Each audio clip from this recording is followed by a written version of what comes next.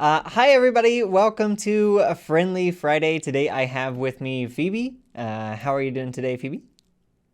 I'm doing excellent. Excellent. Well, good to hear. I do thank you for coming on. How's your day been? How's everything been going? It's been a very interesting day. I had my first mammogram today. How did that go? It went good. It went pretty good. It was mostly for like my peace of mind. Uh-huh. Um, but as a boob owner of under 4 years, it's kind of exciting to, have a mammogram done, even though that's not really the kind of thing you do for fun. Right. Yeah. Yeah. Yeah. No, I can totally understand that. Um, Mhm. Definitely sounds like it would hurt. Not looking forward to when I'm gonna be starting to do those. So, Absolutely. The boob pinchy, not very fun. Wouldn't recommend, but very validating in a medical sense. sure. Yeah, no, understandably so. Well, good. I'm glad to hear that things are going well for you. Other than that, how's your day been? Has it played out? What'd you have for breakfast?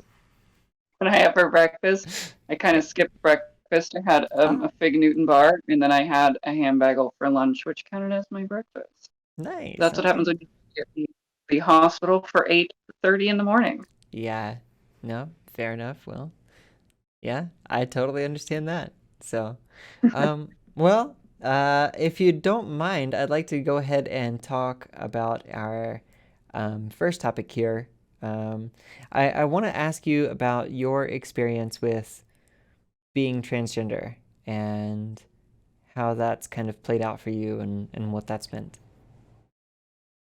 Um, Starting from the beginning, Sure. uh, I feel like I've always known that I was trans. Like I say since I was like 9 years old. Mm-hmm. Um, my first like inkling, and I know I'm not alone in this because I've seen it online. Um, Pokemon Crystal Mm-hmm. being the first Pokemon game that you could choose your gender, Yeah. um, was kind of like an awakening. Like, oh my god, I could choose that. Like, Right? Yes. Yes. yeah. I love it. I love it so much. So that's like really important to me. That was like vivid in my mind. Like, I know that was the first thing. Like, I always liked girls. I liked the way girls looked, and I wanted that for myself. And as soon as I became aware of it, it became like a why can't I have that? Why wasn't I born this way? Etc. Etc. Mm-hmm. Um, I also grew up in a small town, and there were no other trans people. And this was in the early 2000s where there wasn't like we didn't get like proper internet until I was like grade 8, and Mm-hmm. there still weren't trans online spaces. There was no Facebook. There was only MySpace. There was no Twitter. Um, so I had no real understanding of what I wanted for that. Just like a totally repressed feeling of man, I wish that were me, kind of Right. thing. But I remember on YouTube for the first time seeing it was like the end of high school, like my victory lap. The first time I saw someone's um, timeline, their transition timeline, Mm-hmm. and it shook me to my core. I was like, I need that in my life. I didn't even know you could do this. I didn't know that you could do this without like pushing the norm, so to speak. Mm-hmm.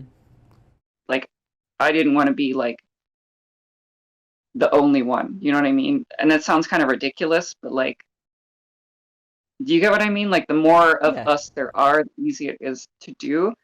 And when you're on your own with no representation available to you, it's kind of like a total mold breaker. You're creating something new in your world, and that's not an easy thing to do. So I Yeah. didn't. No, no, I totally empathize with that. I grew up with a similar kind of thing here. Like, when I was growing up, the MySpace thing started to take off my senior year in high school, or no, my freshman year in high school, which was like 2004, 2005, something like that. Is when like Facebook started to take off. But before that, it was all like MySpace and like I had not even like I also grew up in a small town, so I empathize with that where like you grew up with no knowledge that like transgender people are even a thing and Mm. like I mean YouTube wasn't like as diverse as it is now. Like there was just like very little representation. It's hard to like really realize that that's who you are when you don't have access to that information. So yeah, That's true. no, I think it's great that like there's a lot more content coming out from trans creators and just a lot more information coming out about being transgender. I think that's great because I think a lot of people in older generations do identify as transgender, but just didn't have that opportunity when they were younger. Didn't have That's that knowledge. Yeah. So yeah. yeah.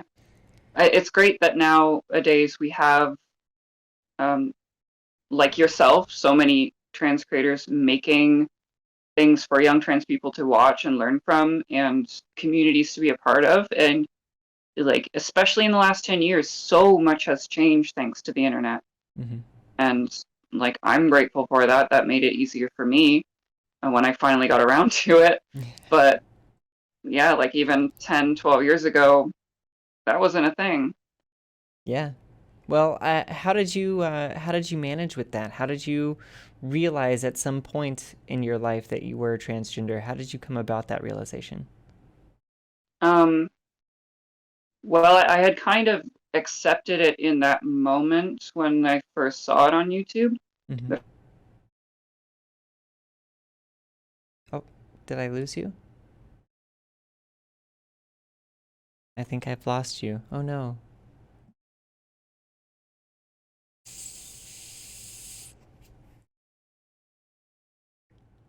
Oh no.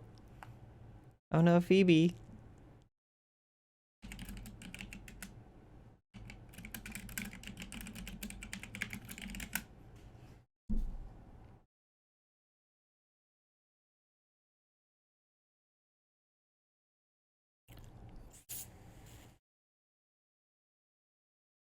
Can you hear me? Hey there. Sorry about that. I don't know what happened. My Discord just closed. That's okay. No worries. Everything okay now? Okay, well, I guess I'll. I'm so sorry, Eric.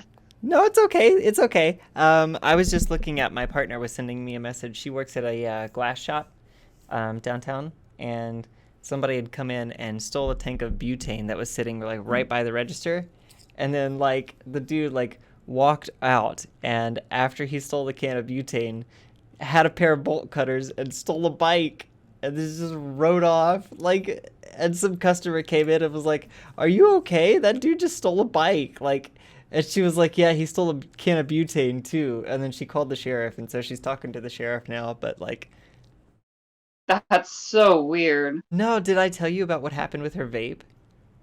No. Oh, maybe. Oh, yeah. So Do you? like, no, it got Oh, stolen the other oh, night. It was a couple came in and like they did a job on her. They like distracted her and everything, and they stole a couple items and stuff, and they stole her vape along with it. And yeah, it was a whole story because like yeah, it was an ordeal. But like it sucks because she's there alone and they won't schedule anybody else there with her. And she's like that's 4'5" weird. or some shit. She's real tiny. Like, yeah. So people just like come up when she's working and they're like, okay, I could yeah. So anyway, I'm sorry about that. That's okay. That's crazy. I'm so sorry. I hope her night gets better, No, it's or okay. at least people stop looking for her. I think after we're finished here, I'll go head out and spend the rest of the night with her at the shop and just be there with her. That's totally fine. That's totally fine. You should do that. Um, Cool.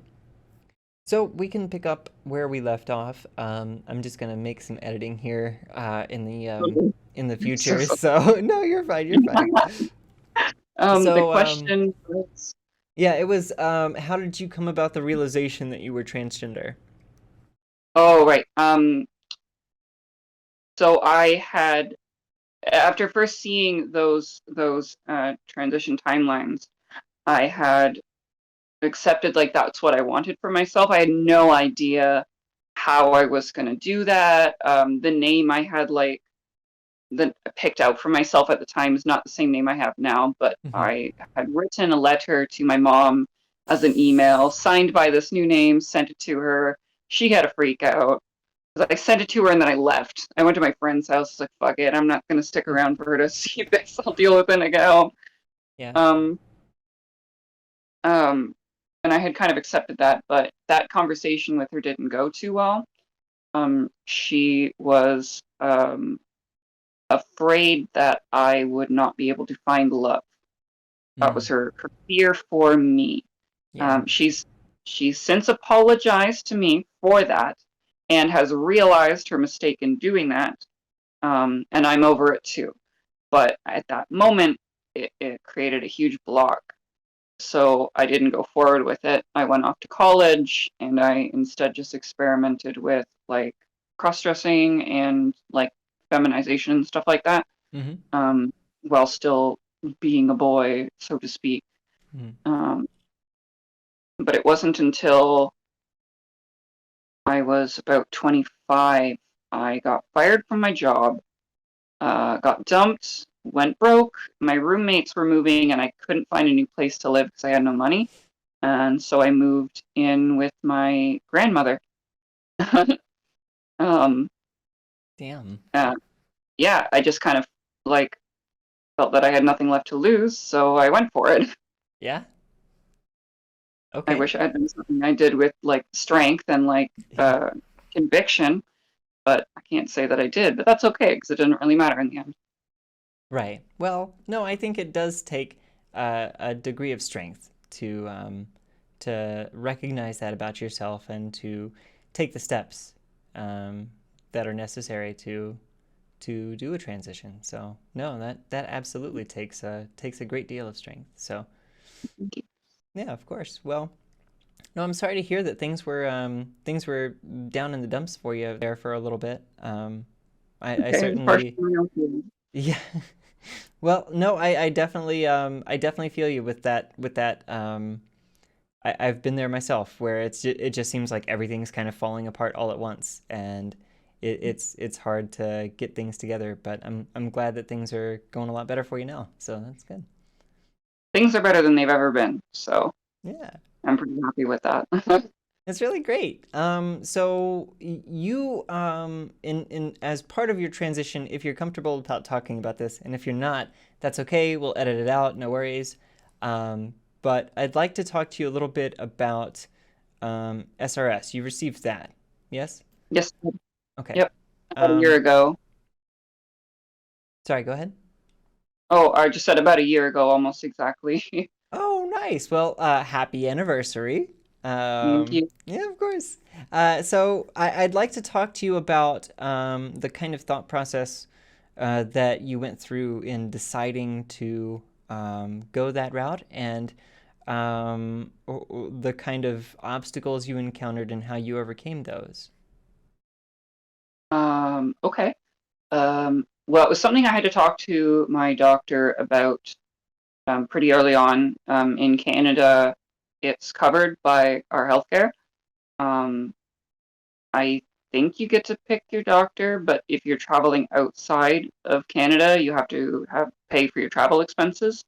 Um, the hotel and stuff that you get sent to for Montreal, I believe, is covered, but not your hotel. Um, I forgot the question. Oh, how did you come to that decision, and what were the Oh, obstacles that you faced, and how did you overcome those? thank you. Sorry, Yeah, trying to hold too much in my brain you're there. fine. You're fine. Um, yeah, I had to talk to my doctor early on about it. I just kind of felt like it was something I needed for myself. My previous equipment didn't bring me a lot of dysphoria. I know that's not the same for everybody. Some people don't want it. Some people really need it. I felt I was kind of in the middle, but I wanted it anyways. It felt special, and especially with it being covered and not something I had to pay for out of pocket, it felt like something I definitely should take for myself, given that it was an option for me. Um, and it was just a lot of waiting for that. And once I talked to my doctor and she put the paperwork through, um, it was just a lot of waiting. There was some, uh,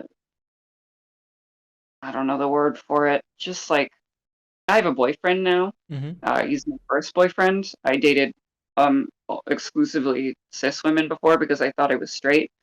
And my transition led me to realize that I was bi and then pansexual. Mm-hmm. Um, so I started dating my longtime good friend, and it's the best relationship I've ever had. And I'm very happy with that now. But um, what we had to work with was not really that easy. So there was some struggle in that regard. Um,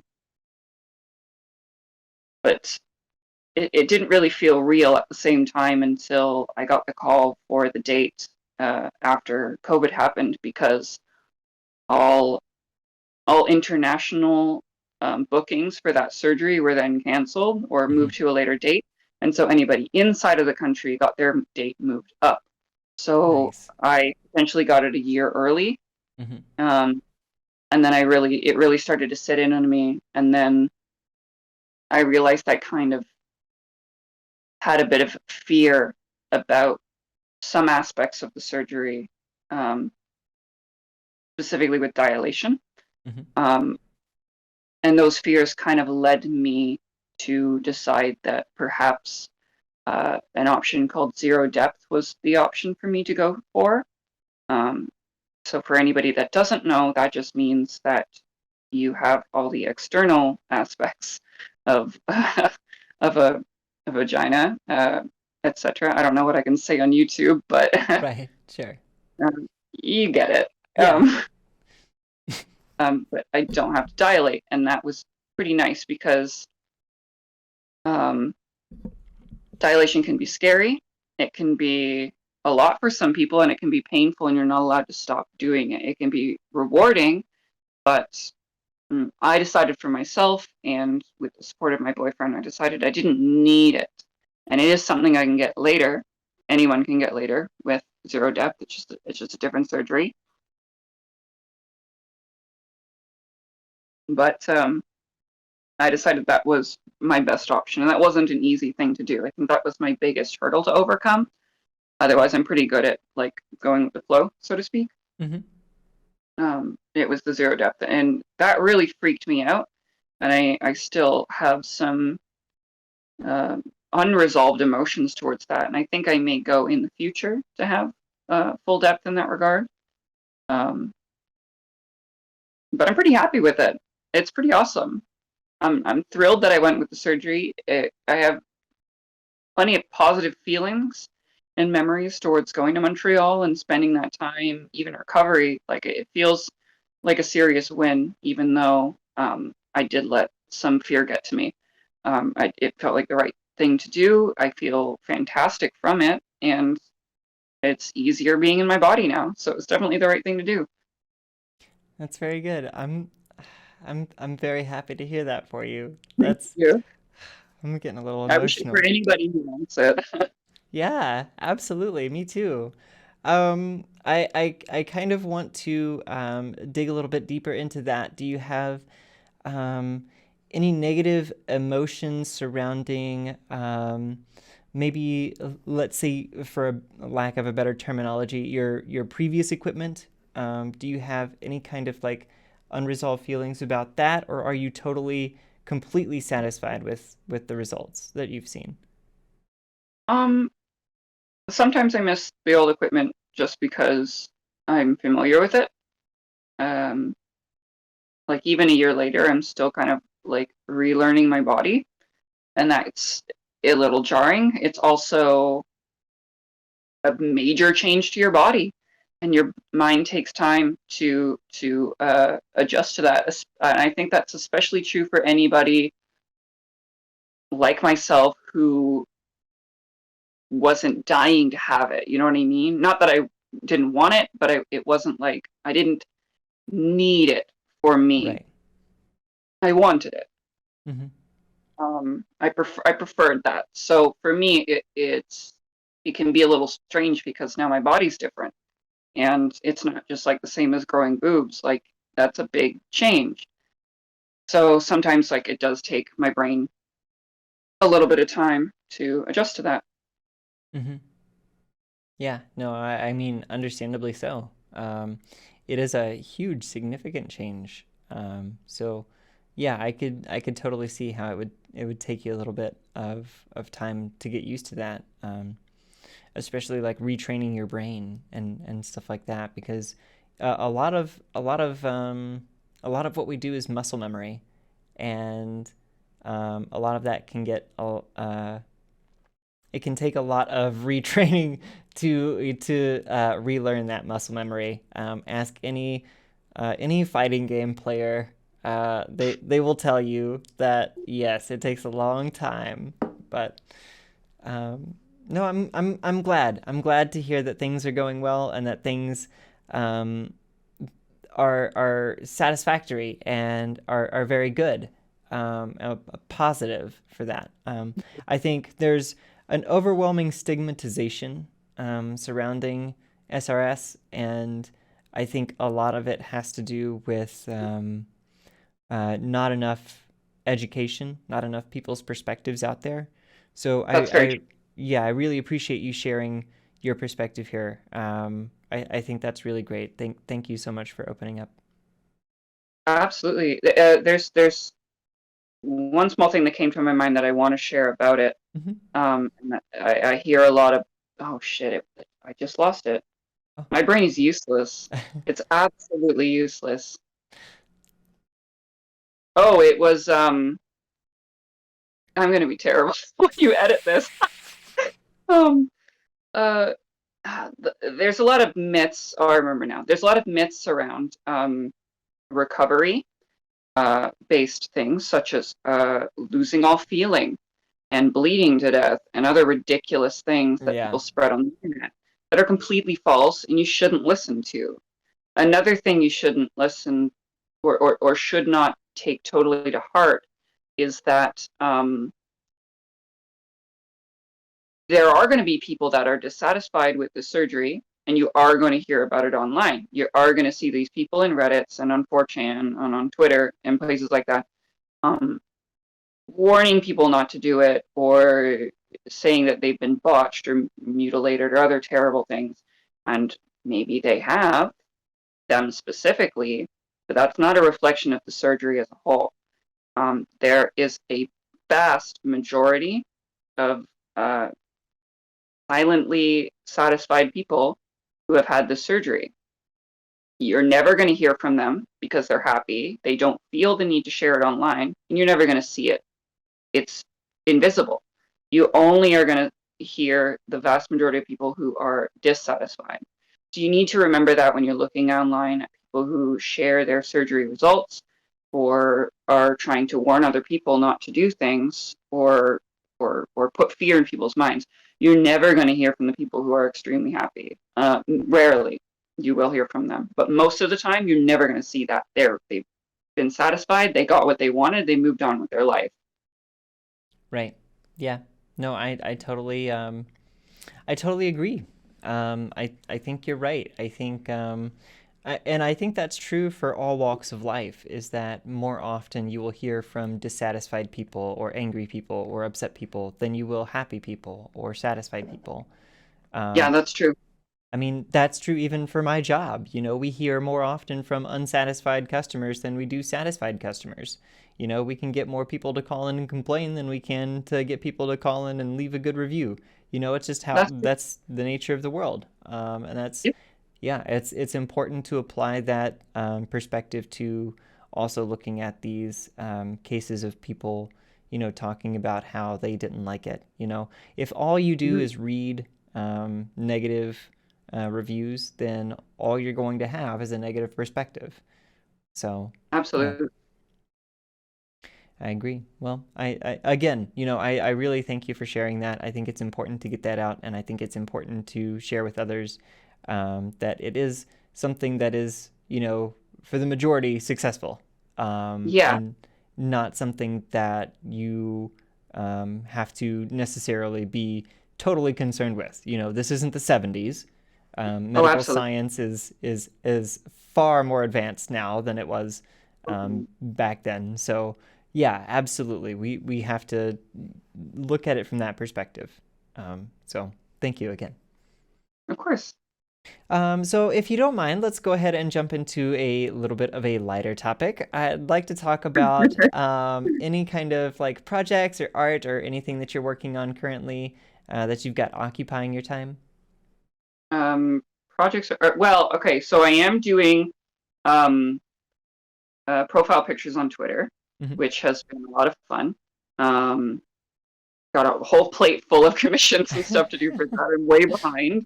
Yeah. My full-time job doesn't make it easy for me to stick on top of that, but I do my best. Hmm. It's fun. Always doing art. I'm trying to write a story too. One day I'd really like to make a web comic. Hmm. That's like my goal, that I really want to get to, but I know it's a lot of hard work, and my art may feel like it's at a good spot to like start that. It takes a lot more work than one might think it Hmm. does to actually get yourself ready to do something like that. Um, but I've always loved storytelling, and I've always loved writing, and I've done things like National Novel Writing Month or NaNoWriMo. Hmm. I tried to do like Inktober's and stuff, and I'm always like drawing and doodling. Like Hmm. the profile pics is just one thing that just happened to explode on the internet. Well, a little bit. Um, Hmm. it's been a lot of fun for everybody. So Oh yeah. yeah. Beyond that, hopefully a webcomic one day. That'd be a lot of fun. That would be exciting. Do you have kind of like a story in mind? Do you have like a set of characters or anything? I do. I don't want to ramble on forever about that, so I'll try to make that short. The short and sweet is it's about a girl who finds this magical shard that if she takes west, she can have her wish granted. And it's like a mythical thing. Some people believed in it, some people don't, and she's faced with all sorts of obstacles and people trying to stop her and take it from her. And she's also struggling with accepting that her own wish is a worthy thing to have. Hmm. Um, uh, I'll spoil it here. My main character is a trans woman. I want to use my storytelling in that platform to create more trans representation. Um, Her wish partially centers around that. And there are other people in the world who have completely other wishes, but it's just one aspect of it. Um, but I feel like it's integral. I want to do something good with it. I don't want to say too much because I'm still working on her story Sure. and what her wish means and everything like that. But Hmm. yeah, I got a nice little cast of 4 characters, each with their own wish and their own struggles and stories, as one should have, Hmm. um, from all walks of life. That's very exciting. I'm always excited to hear about new upcoming trans representation in media. So that's awesome. Thank you so much for telling us about that. That's great to hear. Yeah, there'll be more to see when I have more to show, but for now, it's kind of just a thing. Right. Sure. Well, it kind of sounds like you might have taken a little bit of inspiration from The Wizard of Oz. Did you draw any inspiration from that?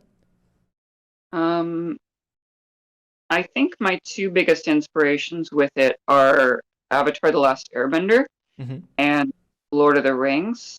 I really like when I first wrote the first draft of the story. I had just finished watching Last Airbender the first time, like the Hmm. series, terrible M. Night Shyamalan movie. Um, So like just like the character chemistry, the whole aspect of them going on a journey and it being sort of focused on young adults was kind of the thing. Also, everybody has magic powers, so that's kind of a thing.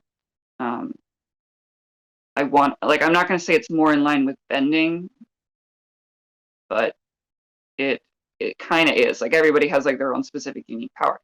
Um, as for Lord of the Rings, like it is kind of like Frodo taking the ring to Mount to Mordor Hmm. and having to throw it in, but it's not like he has to destroy it, or Ridley she has to destroy it. Like it's the aspect of having something special that other people want and carrying it somewhere else to complete a goal. So I there's that with see. the Lord of the Rings.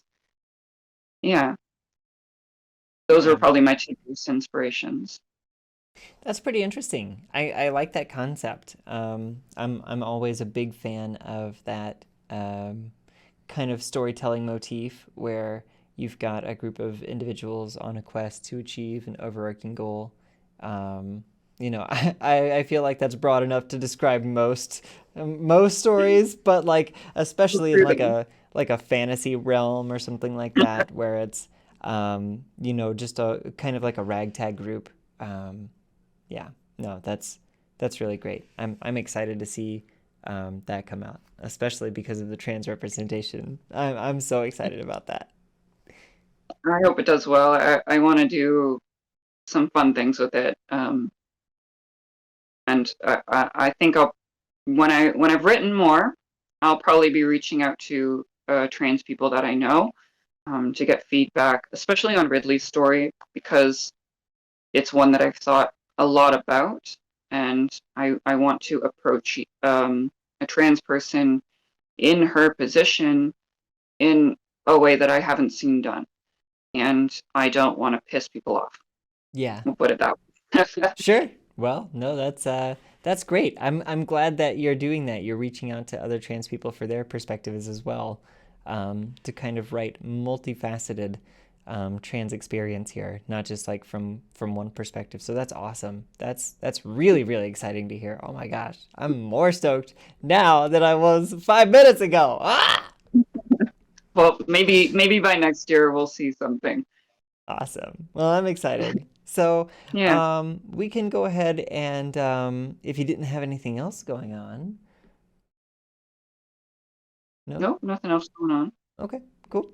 Well, was there anything else you had in mind that you wanted to talk about? Anything else you wanted to you know, maybe chat? Give me 30 seconds just to think. Okay.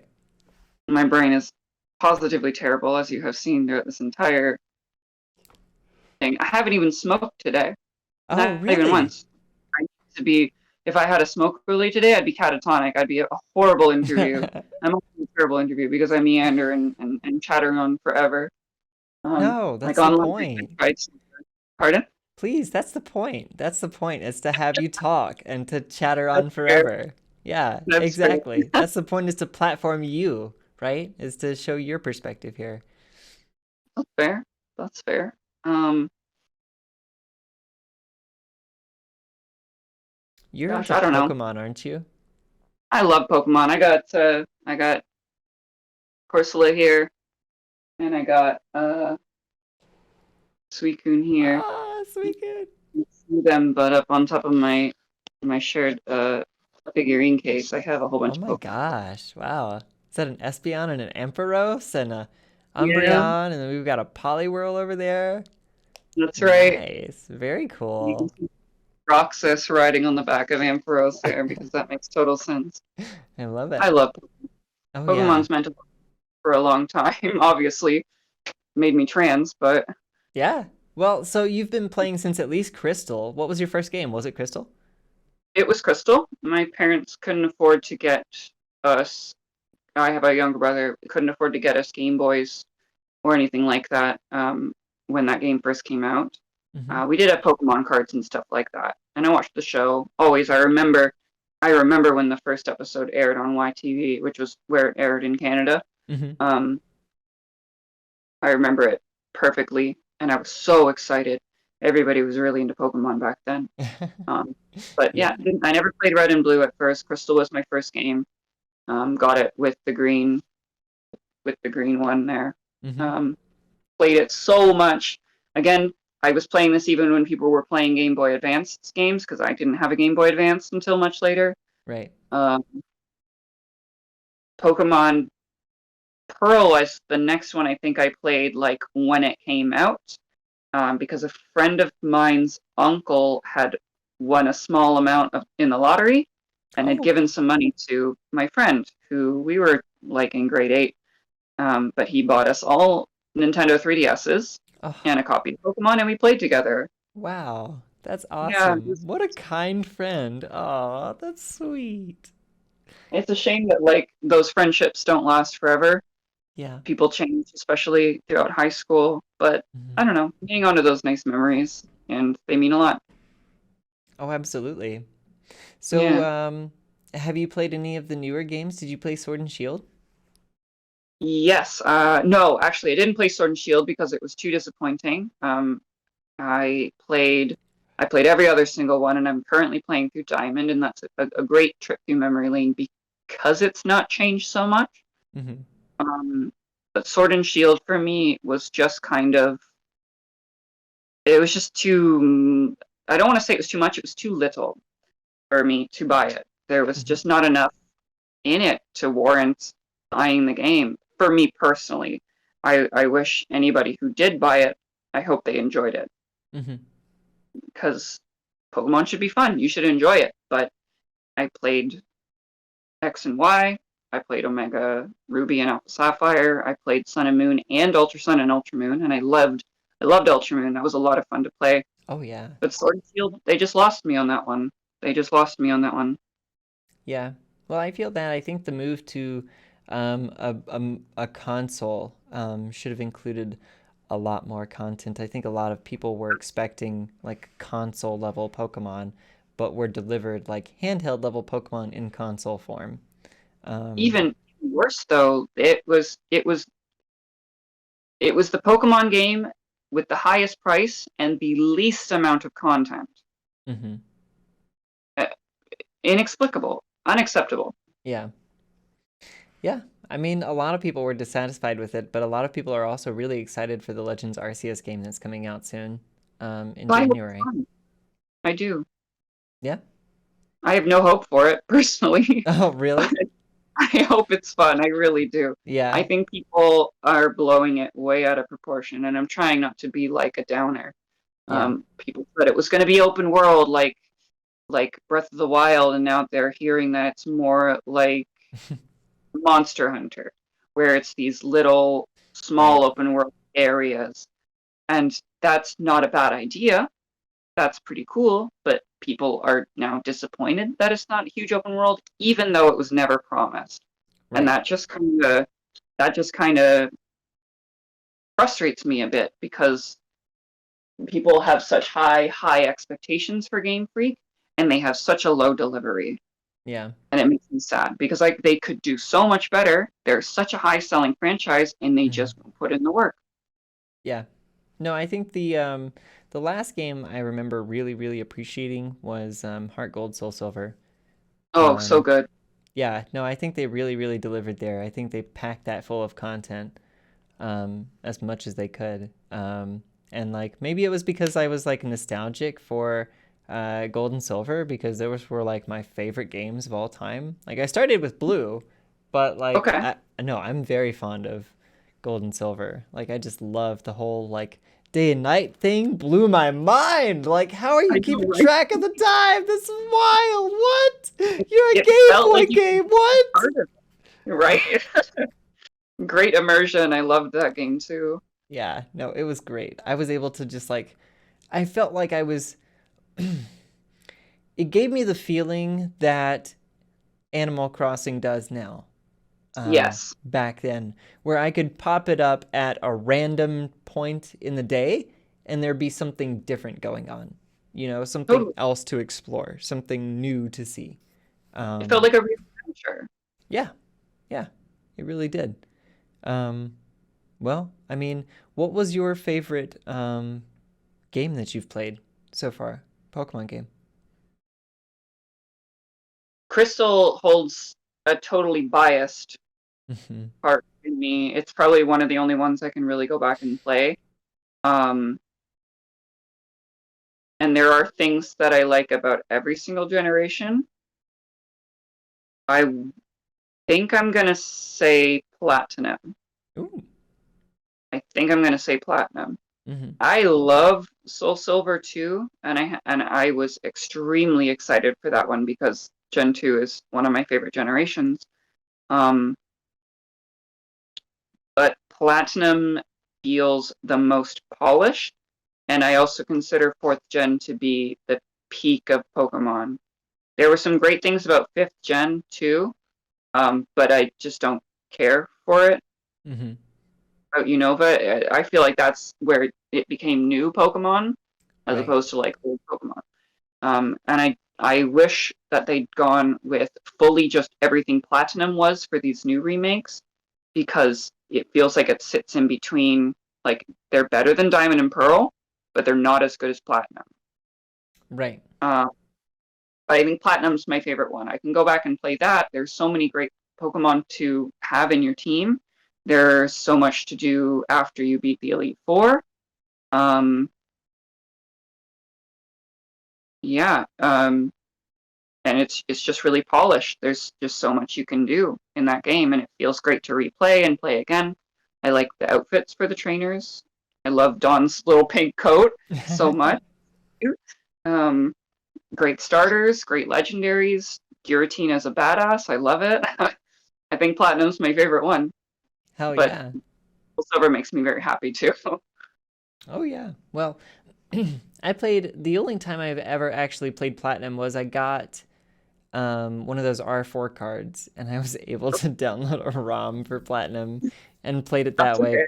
I also heard that Platinum was the most pirated of all the Pokemon games, so I guess the fan base really loved Platinum. So you're certainly not alone in your A good high one. opinion of Platinum. I mean, yeah, absolutely, it was a good one. A lot of people are very nostalgic for the Gen 4 competitive scene, and a lot of people are really excited for Brilliant Diamond and Shining Pearl because it's bringing back that Gen 4 meta with kind of like new updates to moves. Like um, Absolutely. a good example of that is the changes to rapid spin. So Starmie was really great in Gen 4 meta as a spinner, especially if you wanted to use any fire types on your team. But now rapid spin will also increase Starmie's speed stat. So Really. that's yeah, it's kind of a little bit of a buff, a little bit of a change there. And there's a couple moves that are changed in slight different tweaky ways there, like Leech Life has higher base power now and stuff like that. So yeah. Sorry to cut you off. No, you're fine. No, I'm excited to see how the new moves are going to play out in the Gen 4 meta because personally, I'm also really nostalgic for the Gen 4 meta because that was when my friends and I were playing the most competitive and like breeding and building teams and stuff like that. And so that's when we were really playing the most and we were all having a whole lot of fun with it. So I'm also really nostalgic for that. So I'm excited to get through the story and start breeding a team and maybe hop into competitive for a couple matches and see if I remember any of my old moves there. That'd be a lot of fun. I know my boyfriend's in the same boat as you, where he played a lot of Gen 4 competitive. Hmm. Did a lot of breeding in that time. Um, and I know he's looking forward to it too. And I'm actually kind of excited as well. Um, my first little dip into competitive, because I played a little bit, was in X and Y. Hmm. Um, I really just like the 3v3 format. It was so quick and easy to do. Um, and I've been missing it, honestly. And I don't really care about playing on Showdown. It's convenient, but I like having it. Hmm. Um, but I want to get into it too. It looks like it's kind of a return to a good time in the form Hmm. while bringing a lot of the polishes and positive additions and changes and moves that we needed to see. Right. Yeah. I mean, like we have in the new remakes, we have fairy types, and we didn't have fairy types in Gen 4. So That's Mm, something to consider. You yeah, know, Metagross is gonna Metagross saw a huge amount of use in Gen 4 competitive, and I think with the addition of fairy types, it's just gonna see even more use. definitely. Yeah. Well, I mean, if Absolutely. so, I have a friend that was a big fan of Garchomp, and every gen they've been playing competitive, and since then they've had to build Tank Chomp since Gen 5 because it's just not it just doesn't hold a candle anymore since Gen No, 5. But going back to Brilliant Diamond Shining Pearl, it's at the top of the class now. So heck he's yeah. really excited to play aggressive Garchomp again. I'm really excited to see that Swords Dance Garchomp come out again. Love to see it. Oh, I know. It just wrecks. Ah! You know what your team is going to be? I really have no idea. You know, it's interesting because when I was playing Gen 4 competitive, I was more a singles player. And in Gen 6, I picked up competitive again and I started playing doubles and mainly VGC format. So I'm interested to see if I can build a Gen 4 team that's doubles format rather than singles format. Something like typically I've been going with like Trick Room has been my standby. Every gen I build a Trick Room team, but we'll see how it goes. That'll be fun. I had a trick room team in X and Y.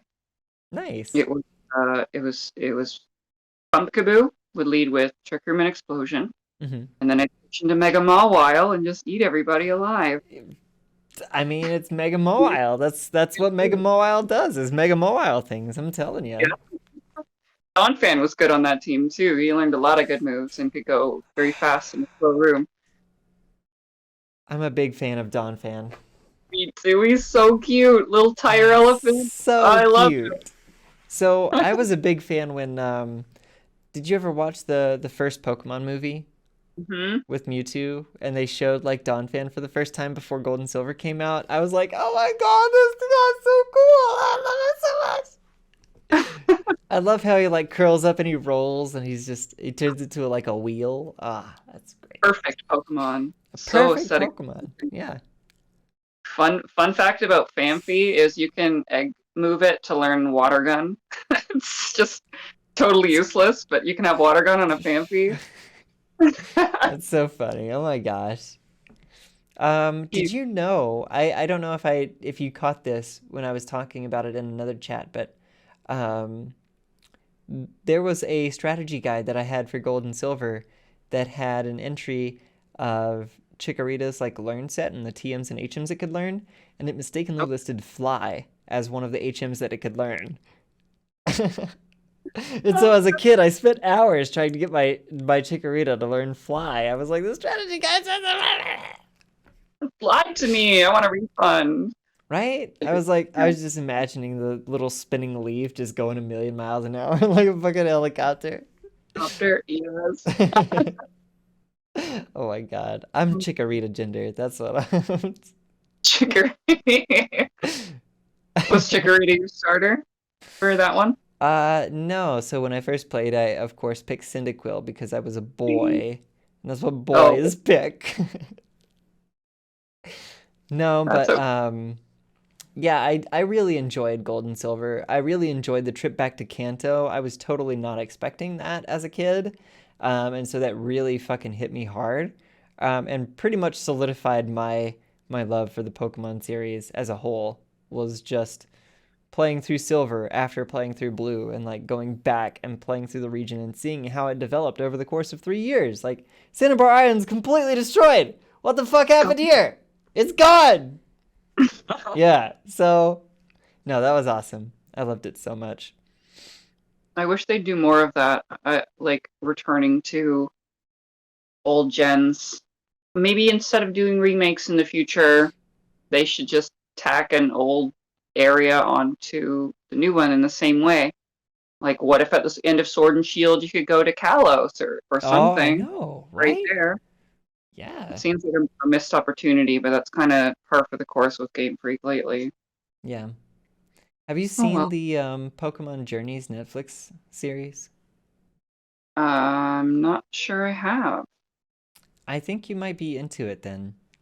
Probably. because it still follows Ash, but he meets up with this person named Go, and Oh, Go's goal is to catch all of the Pokemon in the Pokedex. He wants to build a living dex, like Ash was meant to do from the fucking beginning. What happened to Gotta Catch 'Em All? It's gone. They don't say Gotta Catch 'Em All no more because he gave up. He's like, I'm passing by all these, but I'm gonna catch 3 Pokemon this season. That's it. I'm done. And I'm like, fucking Ash, what the fuck? You're the worst. You got this fucking Pokedex from Professor Oak, and he's like, hey, you gotta fill out all the fucking pages, kid. And he's like, okay, this one's okay, and then skips 17 pages. This one's okay. No, but anyway, so so he meets up with this kid Go, and Go is trying to catch all the Pokemon, and like his ultimate goal is to catch Mew, right? Is to catch a Mew, and they have a lab or whatever in Vermilion City in Kanto. And then from Kanto, they explore other regions. They just go on adventures in different regions that Ash has already been to and meet up with oh, old people that he's already met up with in old seasons and stuff. oh, Yeah, that's so it's so cool. cool. Oh, It's such a nostalgic like flashback series. It's so great because it's got like its own plot, but it's also like going back and like revisiting some of the plots of older series. So I love it. I'm gonna have to check that out then. I have my Netflix canceled right now because I was watching Mandalorian, Hmm. um, and all the Marvel stuff, right? Yeah, Um, I can't afford to have them both, but when I get my Netflix back, I'll be watching that one for sure. absolutely. Sounds so Um, cool. Also would recommend if you are in the market for more Netflix shows to watch after that, Centaur World. Have you ever heard of it? Send. I Hmm. haven't heard that. It's an animated series. It's kind of a musical. It's more musical focused. But basically, so the plot starts right. There's this writer and her warhorse, and they're in this like war torn world where everything is dingy and destroyed and like post apocalyptic. And there's all these minotaurs that are chasing after them, and they're like some of the only surviving human creature animals or whatever. And so somehow the horse and the rider get separated, and the horse gets teleported through this portal into a world called Centaur World, where everything is not dingy and war torn and post apocalyptic, but rather colorful and bouncy and soft and round. And everything is a centaur. So we've got tree tars, we've Oh got no. yeah, we've got bird tars, we've got tornadoes, which are tornadoes that are also centaurs. So I would highly recommend it. It's a very deep story. Another one of my trans friends, Amy, has been watching it with her kids, and Okay. it's been really great for the kids because the kids can just like appreciate it on that musical, fun, colorful level and not really get the deeper level of it. But like it's got this Okay. deeper plot that's like more aimed at the adults. Like some of the cheerful songs have like really dark lyrics when you kind of really analyze them. So yeah, it's pretty interesting. I would That's highly something recommend. Highly recommend. that is on my list now. Entire Ex- world. yes. Oh my god. I'm gonna tell Shane about it and he'll have to Oh see yeah. it. You have to You'll need to watch see it. it just for the tornado episode because that song gives me chills every time I hear it. Oh, it's so good. Like the music is phenomenal. Oh, I can't praise it enough. And it gets like no attention. So, yes. That surprises me because something as ridiculous as this, I'm sure that I would have seen something somewhere about Well, this. so I'm gonna write. to be fair, uh there's a giraffe tar. Oh God. Can you Is imagine it is it what a part giraffe tar looks is it part human, part giraffe, or is it part horse, part giraffe? So it's like mostly giraffe, but it's got a really long neck, and then it's got like this human-looking face. It looks Of like a Jay course it Leno does. face. He's Oh so my god. he's the goofiest character too. And so for a lot of the thumbnails for Netflix, when you like hover over and you see the titles or whatever, they choose that character, even though he's not one of the central characters to the he's kind of like an additional character to the plot, but they choose Okay. him for some reason. He's the goofiest looking character, and I think it turns people off.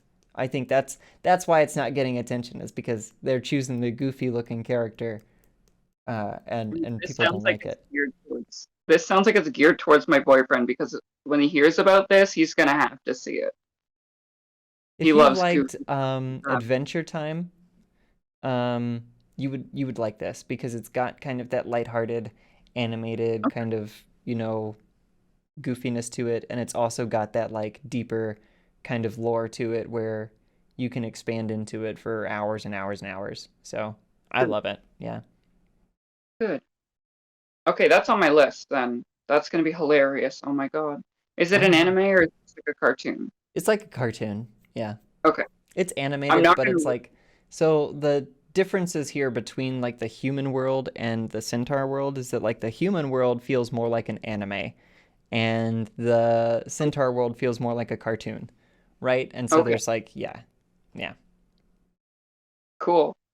yeah. I'm not gonna look at this giraffe guy because I want to be dumbfounded. I want to be Oh like yeah, yeah. blindsided by this character and I'm gonna lose my mind. Absolutely. You will lose your mind. He's one of the first characters you meet too, so it's gonna be great. You'll love it. Okay. Centaur World. Oh my god. One last thing I'd like to recommend to you is there's another series also on Netflix called The Midnight Gospel. Um, and it's actually by Pendleton Ward, the dude who did Adventure Time. Oh, Um, okay. and basically what it Oh, is it's a podcast. But it's a podcast, and they take the podcast episodes and they animate around them. okay. So they talk about all kinds of different things like death and loss and stuff like that. And it's a really deep kind of conversation if you listen to it. But then like the animated stuff, all of whatever's going on is just like super wild. Like the first episode, I think he meets like somebody who's supposed to be the president, and he's this like little baby, and he's like running around killing zombies and shit. So it's like, yeah, while they're also having this like deep like metaphysical conversation about like shit that's going on in your brain and shit. Like it's really good. I would highly recommend that as well. Midnight Gospel. Mm-hmm. I'll remember that too. I think I've heard of that one, and I might have seen one clip Oh. online a few years ago. Mm-hmm. Um, but I have not seen it, so I'll have to watch it. Excellent. Yeah. Yeah. Well, sorry, Thank you for the I don't mean to just like load on you of all no. my Netflix recommendations, but Always good to hear what people have been enjoying. oh yeah, well they're all really good animated series, and I think people would like them a lot if they just gave them a chance. You know. Totally. Yeah. Well, Well, then I'll let you know what I think of them when I see them. absolutely. I'm excited. Did you have anything else you wanted to talk about? Um, my brain is like a useless cheesecloth. There could be something, but nothing comes to mind, so I won't. I won't Cool. hold you. Well, fair enough. Well, we can go ahead and wrap up here then. Thank you for coming out and sharing your experience with everyone. It's always a pleasure talking to people, and your experience is very, very valuable. So thank you for sharing with us. Thank you, Aaron, and thank you for doing this. Like, I know I've said it to you before, but this is important. What you're doing is important, and I love to see it, and I'm grateful to be a part of it, and I can't wait to see where it goes. Thank you so much, Phoebe. Well, it was a pleasure having you. Of course, you're always welcome on anytime. I do thank you all for coming out to Friendly Friday. Have a good weekend and take care. Bye bye. Bye.